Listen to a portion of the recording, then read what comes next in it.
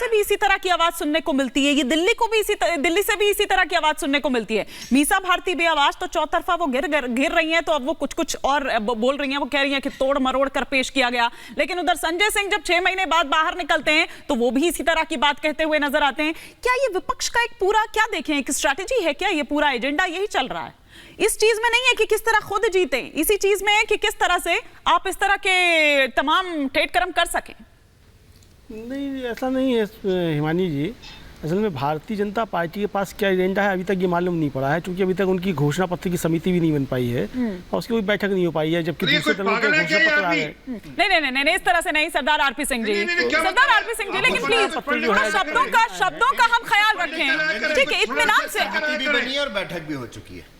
घोषणा पत्र कहाँ है फिर? नहीं, 1 सेकंड, 4 जून को आएगा घोषणा पत्र। 4 जून को आएगा। और देश की जनता से फीडबैक लिया है। आपने कहा क्या अभी? क्या कहा? कि समिति भी नहीं बनी है, उसकी बैठक भी नहीं हुई है। आपको, आर यू श्योर? आप माफी मांगोगे? अगर माफी मांगोगे, नहीं, अभी आप क्षमा याचना करोगे? 1 सेकंड, आपने कहा नहीं, आपने झूठ बोला। झूठ बोलने का काम मेरा नहीं है। आपने कहा कि समिति नहीं बनी और बैठक नहीं। सुनिए, अरे सुनिए, नहीं, छोड़ क्यों दूं भाई मैं? नहीं, बिल्कुल मत छोड़िए आप। नहीं, मैं क्यों छोड़ूं इस बात को? आपने कहा मेरा नहीं है, झूठ बोलने का काम आपका है। सुनिए, समिति भी बन चुकी है और बैठक भी हो चुकी है। तो कहाँ है घोषणा पत्र? आएगी ना फिर। कहाँ है घोषणा पत्र? अरे वो उसकी बात, घोषणा पत्र लाइए। आपने क्यों कहा कि प्रधानमंत्री भाषण देते फिर रहे हैं? आपने ये क्यों झूठ बोला? किस बात पे हो रहा है? आपने ये झूठ चुनाव मछली पे हो रहा है क्या? ये झूठे हैं। ये चुनाव मछली पे हो रहा है। आपका झूठ सामने आया। ये झूठ एजेंडा क्या है आपका? 10 साल में क्या काम किया आपने? नहीं, आपने बताइए अपना। नहीं, आप इसमें बताइए। कुछ नहीं है दुष्यंत जी, आपको मालूम है ना, घोषणा पत्र लेके नहीं आ पाए, बैठक हो चुकी है, चुनाव शुरू हो गया, हो चुकी है। 19 अप्रैल को पहली क्यों बोला? झूठ क्यों बोला? 221 सीटों में चुनाव हो जाएगा, आप घोषणा पत्र लेकर आएंगे 4 जून को? अच्छा, 1 सेकंड, मछली और मटन की बात जो कर रहे हैं, क्योंकि आज खुद अपनी रैली में भी बोलते हुए नजर आए प्रधानमंत्री मोदी। मछली पे जाकर क्या बात कर? अरे आपने झूठ बोला कि ना समिति बनी है, ना बैठक हुई है। ये झूठ बताइए, सब देख लो भाई। कौन समिति? सार्वजनिक रूप से झूठ बोला। अरे बताइए ना कौन समिति में? ठीक है, भी हो रहे हैं। बताइए कौन समिति में, बताइए ना समिति में कौन है, बताइए। दुष्यंत जी, ये पब्लिक डोमेन में है। क्या राजनाथ सिंह उसके कन्वीनर हैं। अरे आपको दुष्यंत जी से पूछिए, राजनाथ सिंह कन्वीनर है उसके। बाकी और कौन है कमेटी में? पीयूष गोयल को कन्वीनर है उसके। और कौन है? और कौन है कमेटी में? ठीक है, दुष्यंत जी बता रहे हैं। आ रही हूँ दिनेश जी, आ रही हूँ। नहीं, प्रधानमंत्री के पास शब्द नहीं है। मतलब आपने 10 साल में क्या किया, उस पर आपने कुछ बात नहीं की अभी तक। लेकिन विषय की गंभीरता को हमें इस तरह से समझना है कि भारत के प्रधानमंत्री जो लगातार 10 वर्ष से पद पे आसीन है, उनके पास में आज अपना काम गिनाने के लिए कुछ नहीं है। वो जो सबसे बड़ा उनका मास्टर स्ट्रोक था, जिससे कहा कि देश के अंदर आतंकवाद समाप्त हो जाएगा, हवाला, काला धन सब समाप्त हो जाएगा, नोटबंदी लेके आए। आज नोटबंदी की कहीं कोई चर्चा नहीं है, जीएसटी की कहीं कोई चर्चा नहीं है, एमएसएमई के आधी यूनिट बंद हो गई।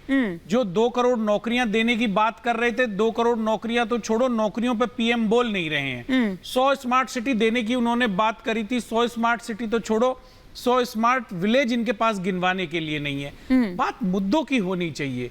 जो सरकार निरंतर 10 वर्ष से सत्ता में है, वो मछली की बात कर रही है। मुद्दे तो विपक्ष के पास भी नहीं है ना सर। मुद्दा विपक्ष भी तो यही कह रहा है, विपक्ष भी तो ये कह रहा है कि भैया जब हम वापस आएंगे, कह रहा है कि हम उस पर भी सवाल उठा रहे हैं वो, उस पर भी। अब देखिए, जब आप वहां जाएंगे तो फिर वो मुस्लिम लीग लेकर आ जाएंगे, क्योंकि उन्होंने कहा कि इसमें मुस्लिम लीग की झलक नजर आती है। लेकिन मैं उस वेंडेटा पॉलिटिक्स की बात कर रही हूँ, जिसका आरोप आप लोग लगाते हैं, जिसका आरोप, सुनिए ना दुष्यंत जी, जिसका आरोप आप लगाते थे, जिसका आरोप आप लगाते हैं, लेकिन जो बात मीसा भारती कह रही है, जो बात संजय सिंह कह रहे हैं, या जो बात यहाँ पर ममता बनर्जी कह रही है, ये वेंडेटा पॉलिटिक्स नहीं है क्या दिनेश जी? जनता पार्टी के नेता सुबह से शाम तक विपक्ष के नेताओं को धमकाते हैं, गाली देते हैं, उसकी कोई बात नहीं करती, चर्चा नहीं करती। अभी यहाँ पे अजनिवेश अवस्थी जी ने अमलेंदु भाई का एक वर्ड पकड़ लिया। एक वर्ड पकड़ा आपने।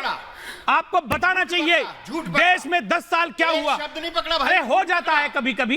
ले आप बताइए 10 वर्ष में देश के उत्थान के लिए क्या किया, भारत के उन्नयन के लिए क्या कहा, युवा के लिए क्या कहा, महिला के लिए क्या हुआ। झूठ बोल के महिला आरक्षण की भी बात कर रहे तो 2029 में नौकरी मिलेगी तो पता नहीं 2047 में भारत विकसित होगा। अरे 2047 तक का इंतजार करे भैया।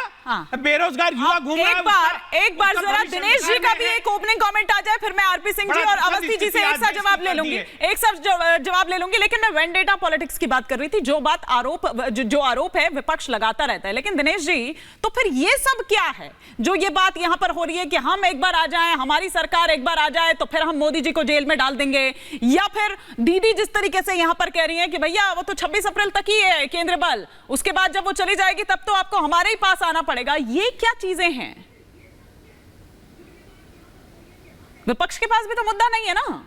हिमानी जी देखिए, इसमें 3 चीजें हैं।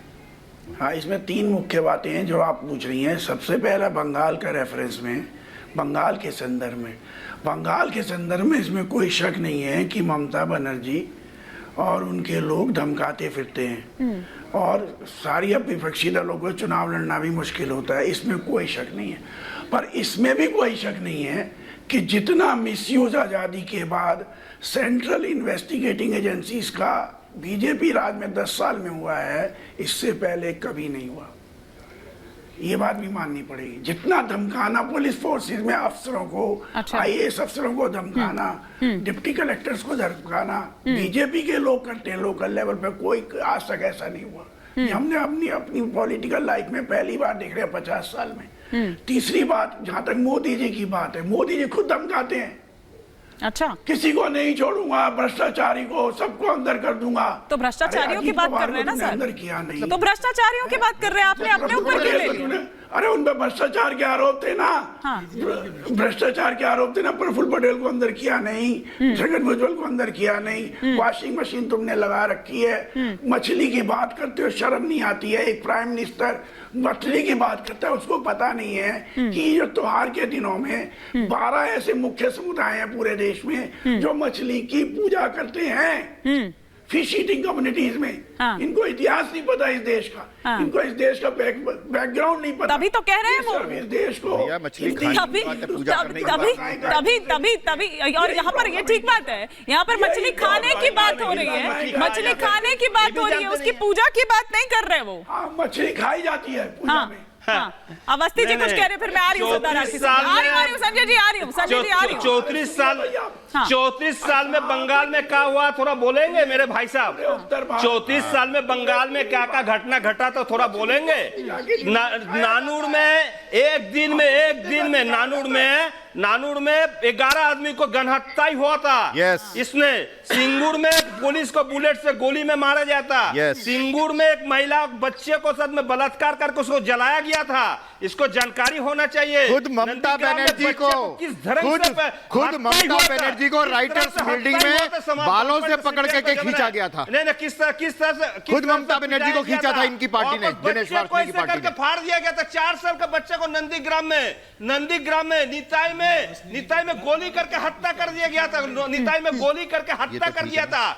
आपको मैं और बताता हूँ, कोई आदमी लोग चाय का दुकान में बैठे खुद ममता बनर्जी को राइटर्स बिल्डिंग में जिस तरीके का व्यवहार किया गया था, आज उस कारण से पश्चिम बंगाल में वेरी बिग जीरो है।